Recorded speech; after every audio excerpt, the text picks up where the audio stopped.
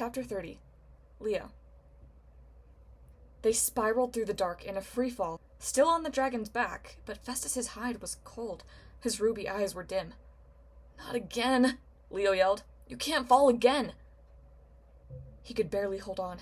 The wind stung his eyes, but he managed to pull open the panel on the dragon's neck. He toggled the switches. He tugged the wires. The dragon's wings flapped once, but Leo caught a whiff of burning bronze. The drive system was overloaded. Festus didn't have the strength to keep flying, and Leo couldn't get to the main control panel on the dragon's head. Not in midair. He saw the lights of a city below them, just flashes in the dark as they plummeted in circles. They had only seconds before they crashed. "Jason!"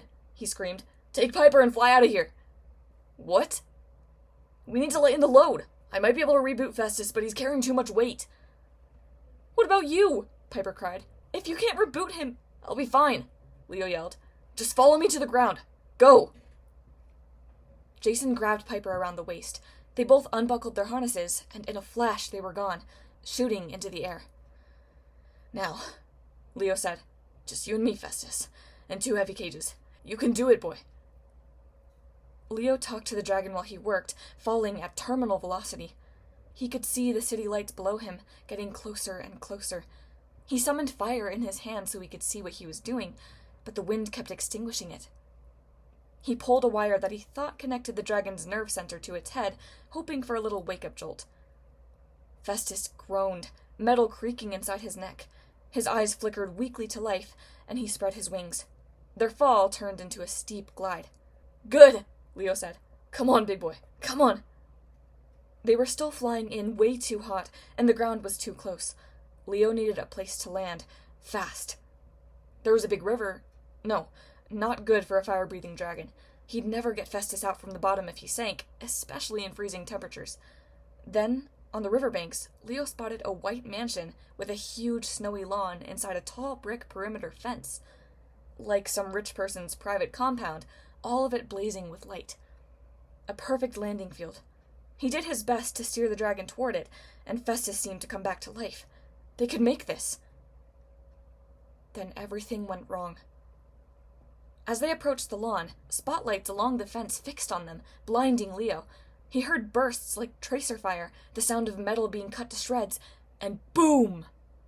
Leo blacked out. When Leo came to his senses, Jason and Piper were leaning over him. He was lying in the snow, covered in mud and grease. He spit a clump of frozen grass out of his mouth. "Where? Lie still." Piper had tears in her eyes. "You rolled pretty hard when Festus..." "Where is he?" Leo sat up, but his head felt like it was floating. They'd landed inside the compound. Something had happened on the way in. Gunfire? "Seriously, Leo," Jason said. "You could be hurt. You shouldn't..." Leo pushed himself to his feet. Then he saw the wreckage. Festus must have dropped the big canary cages as he came over the fence, because they'd rolled in different directions and landed on their sides, perfectly undamaged. Festus hadn't been so lucky. The dragon had disintegrated. His limbs were scattered across the lawn. His tail hung on the fence. The main section of his body had plowed a trench 20 feet wide and 50 feet long across the mansion's yard before breaking apart. What remained of his hide was a charred, smoking pile of scraps. Only his neck and head were somewhat intact, resting across a row of frozen rose bushes like a pillow. "Oh," Leo sobbed. He ran to the dragon's head and stroked its snout. The dragon's eyes flickered weakly. Oil leaked out of his ear. "You can't go," Leo pleaded. "You're the best thing I ever fixed." The dragon's head whirred its gears, as if it were purring. Jason and Piper stood next to him, but Leo kept his eyes fixed on the dragon. He remembered what Hephaestus had said. "That isn't your fault, Leo. Nothing lasts forever, not even the best machines." His dad had been trying to warn him. "It's not fair," he said. The dragon clicked. Long creak. 2 short clicks. Creak, creak. Almost like a pattern, triggering an old memory in Leo's mind. Leo realized Festus was trying to say something. He was using Morse code, just like Leo's mom had taught him years ago. Leo listened more intently, translating the clicks into letters. A simple message repeating over and over. "Yeah," Leo said. "I understand. I will. I promise." The dragon's eyes went dark. Festus was gone. Leo cried. He wasn't even embarrassed. His friends stood on either side, patting his shoulders, saying comforting things, but the buzzing in Leo's ears drowned out their words. Finally, Jason said, "I'm so sorry, man. What did you promise Festus?" Leo sniffled. He opened the dragon's head panel, just to be sure, but the control disc was cracked and burned beyond repair. "Something my dad told me," Leo said. "Everything can be reused." "Your dad talked to you?" Jason asked. "When was this?" Leo didn't answer. He worked at the dragon's hinges until the head was detached. It weighed about 100 pounds, but Leo managed to hold it in his arms. He looked up at the starry sky and said, "Take him back to the bunker, Dad. Please, until I can reuse him. I've never asked you for anything."